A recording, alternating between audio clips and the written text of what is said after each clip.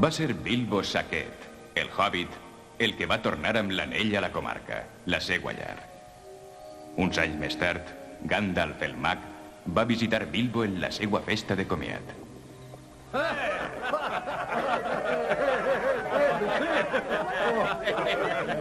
No conec la meitat de vosaltres ni la meitat de mi tal com m'agradaria. I m'agrada la meitat de vosaltres molt menys del que vos mereixeu.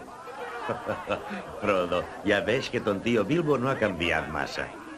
I encara que 111 anys és un temps massa curtet per a viure entre homes tan admirables com els saquets i els savis, els brus, rodanxons, cotilles, cossos grans, cepars, albapelles i potes piloses... Peus pilosos!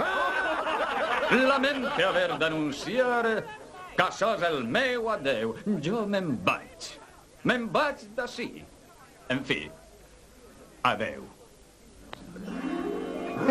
On està? No me'n sorprèn.